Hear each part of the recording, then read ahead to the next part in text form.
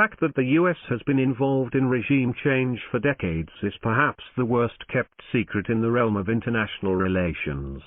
However, for a high-ranking member of the American establishment to admit this is significant, as Donald Trump's former National Security Advisor John Bolton has recently done. While talking to CNN, Mr. Bolton, a known Washington hawk who has served Republican presidents from Ronald Reagan to Mr. Trump, admitted that he was somebody who has helped plan coups d'etat and that it takes a lot of work. When pressed further by the interviewer, he mentioned the 2019 botched attempt to get rid of Venezuelan President Nicolás Maduro as an example of his regime change experience. American efforts to make and break foreign governments go back to the 19th century, but it was perhaps after the retreat of European empires in the mid-20th century that the US began to really project its power overseas in a neo-colonial fashion. From overthrowing socialist governments in Latin America to engineering regime change in the energy-rich Middle Eastern states, Washington has wielded a big stick and used it far too often. Sometimes efforts have been overt, involving military invasions to overthrow unwanted governments, while in other instances covert methods have been employed, using intelligence assets to foment social and political unrest in foreign states.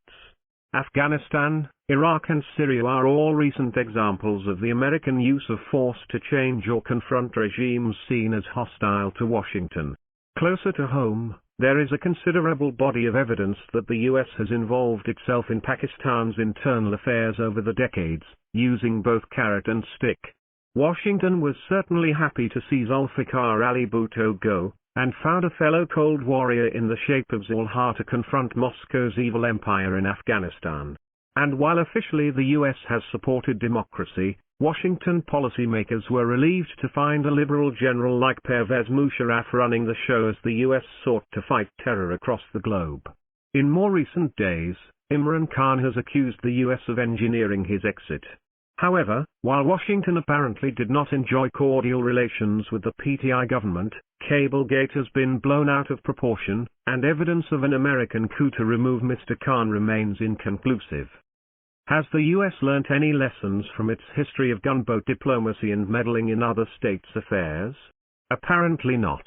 If anything, others may have been emboldened by America's disregard for the sovereignty of foreign states. For example, Vladimir Putin, before launching his ill-advised invasion of Ukraine, may have studied the American playbook on how to engineer regime change. The fact is that responsibility to protect and implanting democracy are fig leaves the US has used to project its power overseas, in the process destabilizing states, and bringing ruin and misery to independent peoples. Published in Dawn, July 15, 2022.